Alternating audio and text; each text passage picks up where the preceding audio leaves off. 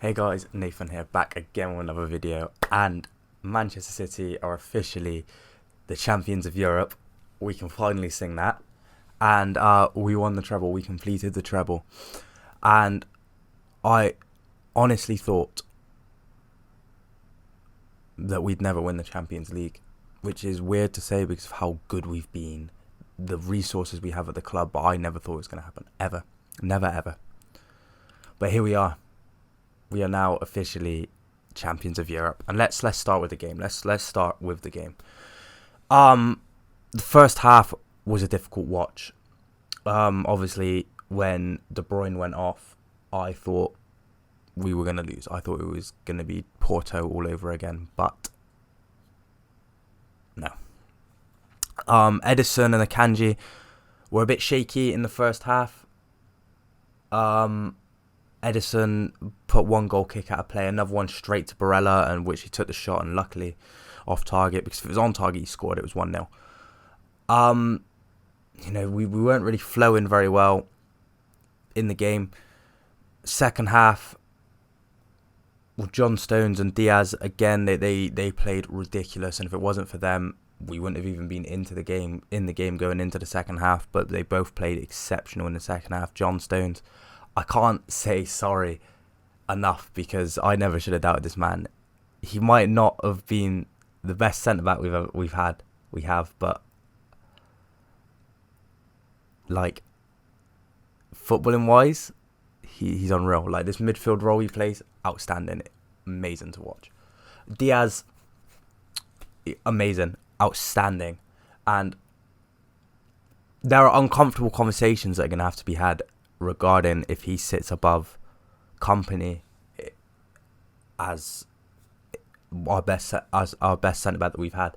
Very uncomfortable conversations are going to be had, ones that I'm not looking forward to, but it's a possibility. And Edison, like, I haven't even spoke about the goal yet, but Edison, the save he made from when Martinez snuck in behind Akanji when he left the ball, very underrated save. The save he made from that Lukaku header, I don't care if Lukaku's header was terrible and it's straight at him, he still had to make that save on the line, and that clearance header from Diaz was amazing. I don't understand how he didn't put that into his own net. Akanji finds Bernardo Silva. Bernardo Silva cuts it back. It does hit the hand of the defender. I can't remember who it was, not going to lie. All I remember is it bouncing off of him and it just sitting up for Rodri to curl it around Çalhanoğlu and Darmian, I think. Onana's flat-footed, has no chance. And alright, so I'm on the bottom floor of my accommodation, right? My friend is 2 floors up and his room's about 5 rooms that way. And he messages the group chat and he's like, yeah, I just heard Nathan shout that Rodri scored. Because I screamed. That save Edison made in the final kick of the game, that corner, that's also a very underrated save. That was an outrageous save. And well, we're champions of Europe. I still can't really believe it. And we're going to talk more on the Champions League, in the sense of, for as long as I can remember, the Champions League has just been heartbreak. The Monaco game, like, if I go back to as far as probably 2016, before Pep came in, like just before Pep came in, we'll have that as the cut-off point, because we could go on and on and on and on and on about how many times we failed in the Champions League. But we'll start with our first semi-final. That one hurt, losing 1-0 on aggregate to an own goal against Real Madrid. That one hurt. That hurt a lot. I remember I was very deflated when I went into school the next day. Very, very deflated. But the Monaco game, that was the next season. That was difficult. Round of 16, but Monaco were a fantastic side that year. I'll still never forget. I sat there when the teams were announced and I go, why are they playing this 18-year-old up top against us? Was he 18, 17, 18? Why are they playing this youngster up top against us? Like, what are they doing? And obviously that youngster was Kylian Mbappe. And he scored. That game was difficult. The Liverpool game was tough. especially seeing as we were 1-0 up in the second leg. and then Sane scored, and it was 3-2 on aggregate, but it was, in my opinion, wrongly disallowed for offside. And I said we need VAR, because I honestly believed if there was VAR in that game, we would have went through, because that goal would have stood, and I think we would have had momentum to go through. But it's funny that I say that if we had VAR, is the only reason we went out, because the next year I'm sat for the second leg. I'm sat behind the goal that Raheem Sterling. I'll put a video on the screen. Videos on the screen where I was sat in my reaction to I was behind the goal. Sterling scored, and I was like, yes, he's done it. And then obviously it was disallowed, and I had a long car journey home that night, and it was soul destroying. It was awful. It was horrible. And then what happened the next year? Oh, I'm not even going to talk on the Lyon game, man. That game actually makes me so mad. Like the Sterling miss, that miss still lives rent free in my head. Like, it's awful. And then we've obviously got what happened in Porto. The Pep not starting a DM, starting Sterling up front as a 9 in his worst form I've ever seen him in. Kai Havertz scores, we lose 1-0. I watched that game in my friend's living room, and my friend is a huge Chelsea fan. That was tough to take. Did not sleep that night. I didn't sleep for 2 days actually. That was a rough weekend. And then what? We've got the semi-final against Real Madrid last year, and I felt sick to my stomach when Rodrigo scored his second.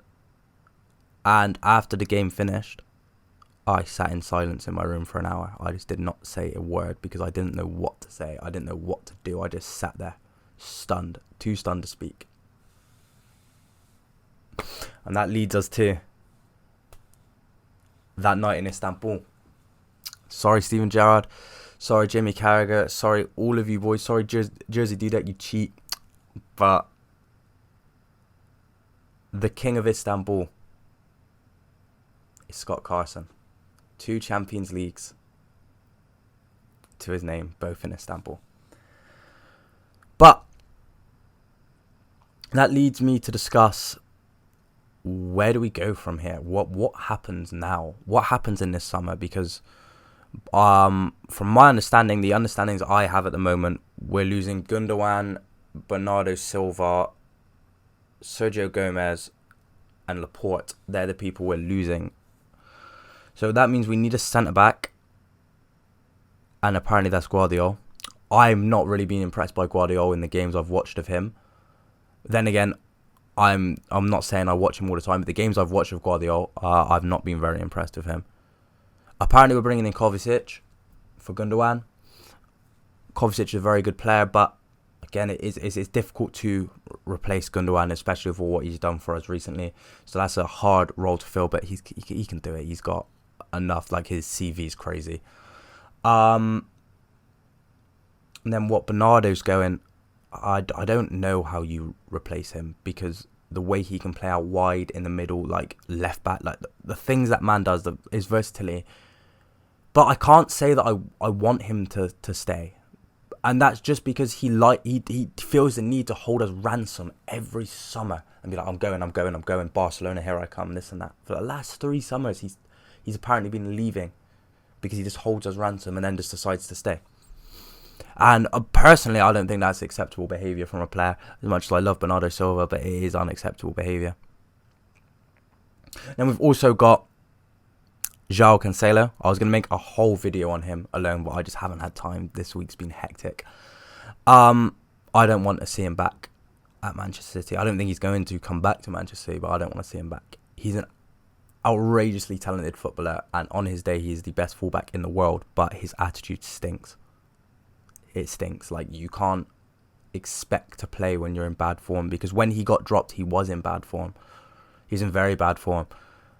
And yeah, you can't expect to play just because you've been good in the past. Like, you have to be good there and now to play. And he was upset that Rico Lewis took his spot, and well, Rico was fantastic when he played, and he well and truly deserves to be a Champions League winner. But yeah, I don't want to see Cancelo back, but that means left back's open, because I do think, although this system that we play now works with the three at the back, I do think if we get sussed out, we need a natural left back just in case we get sussed out. And Sergio Gomez isn't that man, and obviously I said like he's probably leaving. And the only links I've seen is for Alphonso Davies, but I don't. Again, my mind's not really made up on him either. Like, I've seen him play quite a handful of times, and he's only ever looked good in one game, and that was the game against Barcelona. I haven't really seen him.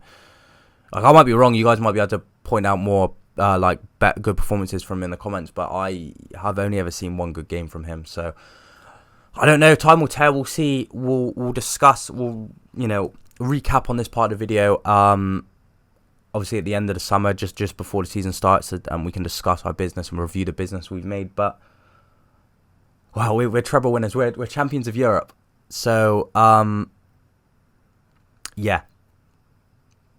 I don't really know what else to say. I'm very excited for next season. And well, I think that's it. But I hope you enjoyed the video. This is another video just like the we won the double video, which has just come straight off the dome. Just something I needed to talk about. Didn't have really the time to write a script. So yeah, I hope you enjoyed the video. Comment down below what you think of the treble win, who you think is going to leave and join City in the summer. Also, comment down below what you want to see next. Check out all the other videos on the channel, and please subscribe. Would really help the channel grow, and your support is very much appreciated. But I will see you in the next one. Peace.